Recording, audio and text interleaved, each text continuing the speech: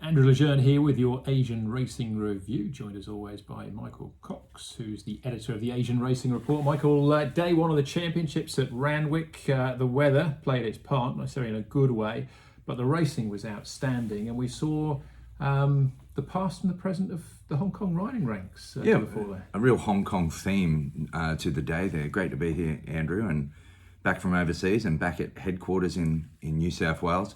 The rain came right on cue. Like, it just rains every year for the championships, and it didn't look like it was going to rain, and it just dumped down from mid-morning to mid-afternoon.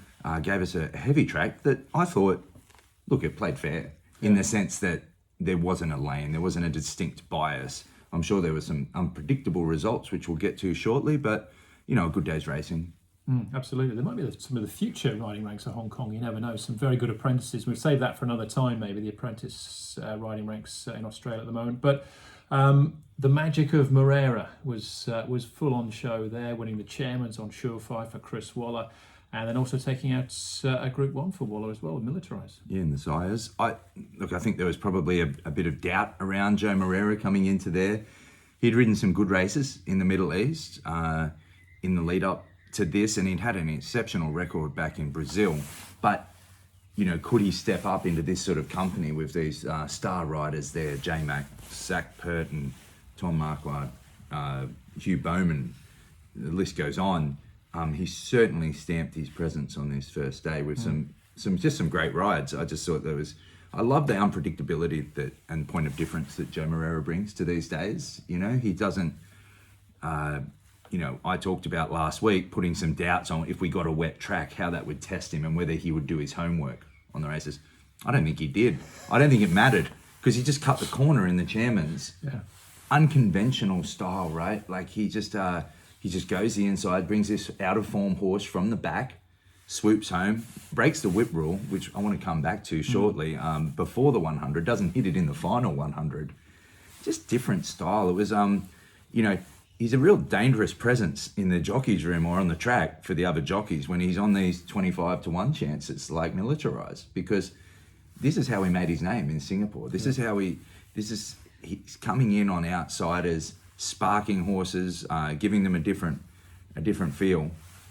Look, it was pointed out by, I thought there was some great analysis and insight by Corey Brown on the Australian local media this week. Like, just even the way he holds the reins sometimes will be the opposite way around, like he's driving a harness racing horse. You know, he just does things differently, hits with the backhand, switches hands quickly with the whip. It's great to see, and we get to see it for another 6 weeks at least. Absolutely. I think that the nickname Magic Man was alliteration as much as anything else, but there is a certain amount of truth to it, because sometimes you go, how do you do that? Well, when he first arrived in Singapore, this was how he made his name. He's on outsiders, and look, he's not riding claimers and class 5 horses here. No. He's riding talented horses, but he's coming in with that air of unpredictability, and it's great to see. Zach Purton, another Group 1 for him, taking out the Doncaster, which is huge in itself, but also are we starting to see, we've talked about it a little bit, but this shift in the openness of the Hong Kong Jockey Club to allow the likes of Zach and Hugh Bowman, who's here this week as well, this extra freedom to come and ride on these big days. Well, it was commonplace maybe back before 2018 for a few years for jockeys, high caliber jockeys in Hong Kong to come to Australia and ride in Group 1 races for one-offs. Joao Moreira fell early in the card on 2018 Melbourne Cup Day, and that was the catalyst for a lot of restrictions in what riders could do. Now, it's opened back up. COVID probably stopped the transition of it, but I just think it's great to see them back in Sydney, and I think it's good for the Hong Kong Jockey Club. I've written about it in my column, Michael Cox, on Monday, about this is beneficial for the Hong Kong Jockey Club, and to see a greater just feel of cooperation between the jurisdictions. Big racing is big racing. This is a race that's simulcast into the Hong Kong betting shops. People want to see jockeys that they know. It would attract support, it stimulates turnover, but it's also good for the sport. As Zach pointed out to me after the day of riding, that every time he gets mentioned, Hong Kong-based jockey, Hong Kong, 5-time Hong Kong champion, Joao Moreira, 4-time Hong Kong champion. This is a great representative great representatives for the Hong Kong Jockey Club abroad. Yeah, and it's a great marketing tool, isn't it, to promote the sport, in both jurisdictions. And as we move into the whirlpool era, this is what they need. They want, like, if we want to talk about, and if it's good enough as well.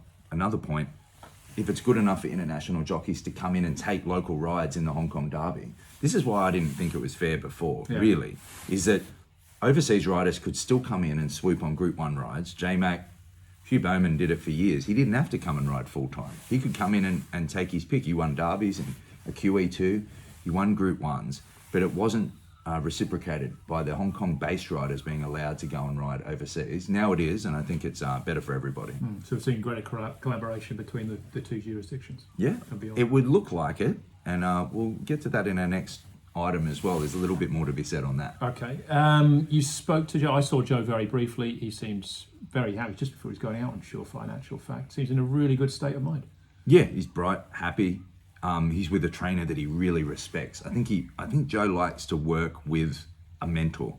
Yeah, we saw him have great success with John Size in Hong Kong, but going right back through his record from Brazil to Singapore to now, he has immense respect for Chris Waller, and I think he's keen to get out there in the mornings and ride for him. After the day, I think that win on Militarized really made the trip for him. It takes the pressure off. Yeah, and he did admit that he was happy to be on a horse that was an outsider in betting. Yeah, he's happy to be on a horse where the expectations are low and the scrutiny isn't as high. Well, that horse is going to be favoured in a Group 1 now in a couple of weeks, the Champagne Stakes. So maybe things will change a little bit for him. But look, good mindset. As far as physically concerned, he's feeling good and can ride right through this 6-week period. It's exciting. All right. We spoke, I think, a little bit about Lucky Swain S as well. It's been up on the side as well about Zach Purton. He rode Giga Kick to finish second in the TJ Smith stakes. And so Zach, with his knowledge of Lucky Swain S and the Australian sprinting ranks alike, is suggesting that he might be on his travels. Yeah, a story in the Sydney Morning Herald today, just a column item there with Zach making another push, which we've already reported previously, but another push for Lucky Swain S. And you would think, look, Nature Strip, there's a lot of chat about whether he should be retired or not. I think it's a bit premature. He's run another good race at fourth. Clearly, he's not maybe the force that he was, and he's obviously on his way out. There's this transition period. There's no, well, maybe the winner is a standout. I wish I win. Yeah, it's possible that he now, you would say he's the number 1 seed going into an Everest, still a long way away. But maybe this isn't the same level, and those Hong Kong horses, look, Lucky Swain S, he's got sight success and Duke Y covered comfortably. They've gone to Dubai and run a really good, was it 3rd and 4th? Yeah, in 4th and 5th. 4th and 5th in the Alquas. It stacks up well. I think Lucky Swain S is a great proposition to bring down. And look, let's hope that the Hong Kong Jockey Club, look what stopped a lot of Hong Kong horses travelling previously is basically political interference. When I say political, I mean officials from the club getting involved and maybe giving a suggestion to the owners.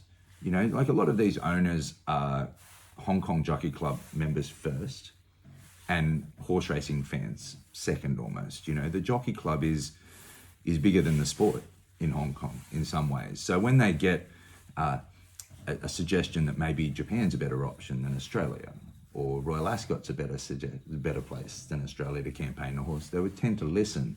Sydney hasn't been high on the agenda for Hong Kong horses for a long time, nor is the Everest.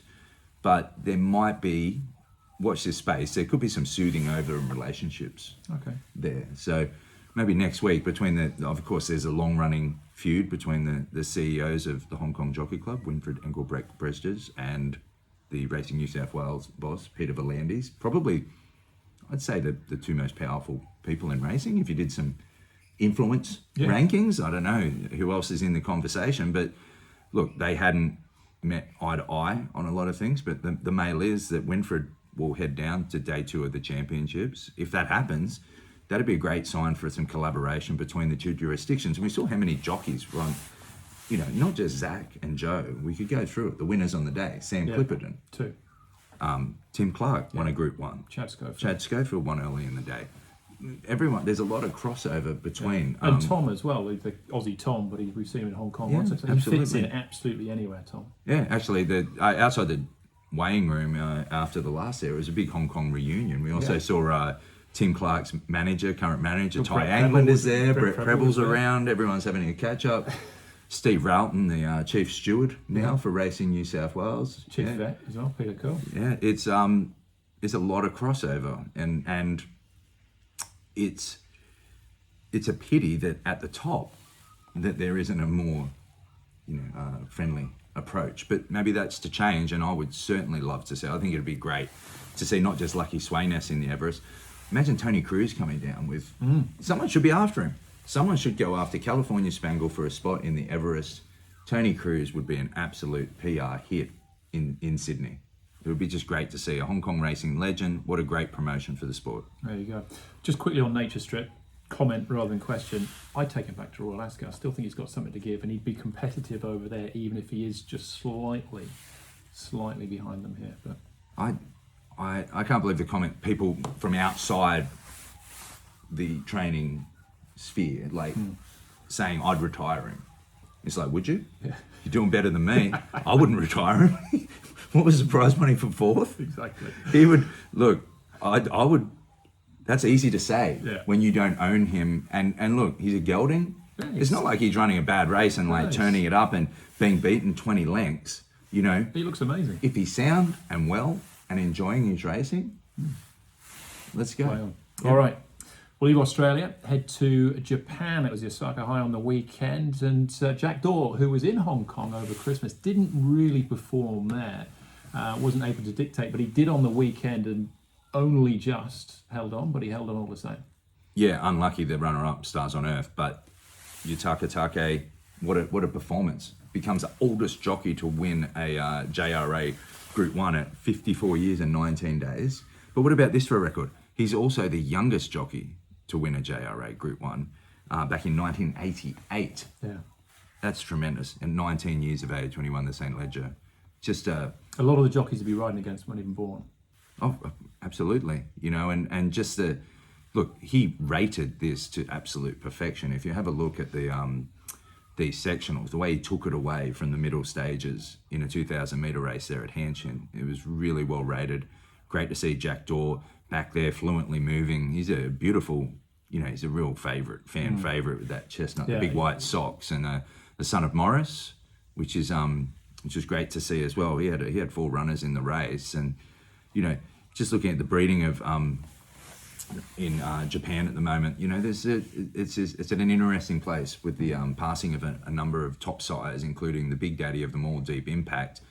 These races, because there's so few Group 1s in Japan, each one of them holds such a great weight and of history and legacy and importance for the future. So, look, Take the story there, but a new star in Jack Daw and probably aiming at the Tenno show autumn in October. And Stars on Earth, the comments from Christophe Lemaire, look, desperately unlucky, probably should have won, held up. If he doesn't get held up ever so slightly there as he makes his run, he probably wins. Christophe Lemaire looking for Tokyo, probably a bit longer straight where we can wind right up and get home. That's probably a topic for another time, is the amount of Group 1s on the calendar as well, as far as Japan is concerned. Quick note, down the kid who finished third in that race was runner-up in the Cup behind Romantic Warrior in December in Hong Kong, and does have an entry in both the mile and the QE2 on Champions Day. We'll be talking about Champions Day in the coming weeks back in Hong Kong at Sharp 10. Yeah, it's a bit of a look. The entries are a bit flat, but it can be a great day's racing, and there's a lot on offer as well. There's probably Horse of the Year.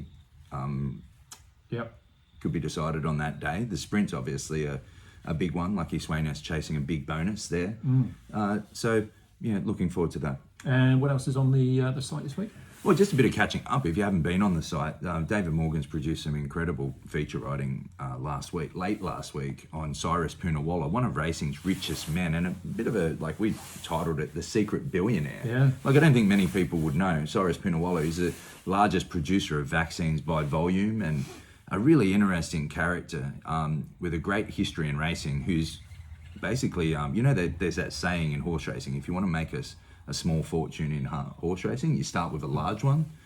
Cyrus Poonawalla did it the other way around. His family had his father ran a horse stud, and he looked around and thought this is not a good way to make money, and got into vaccines and pharmaceuticals, serums, and look, there's a great link with horse racing there.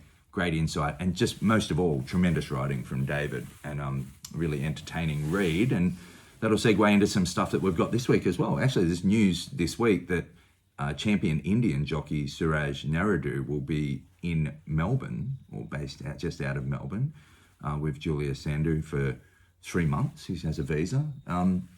Look, he's a guy with 2,500 wins, the fastest ever to 2,500 wins in India. I think 190 classics all told.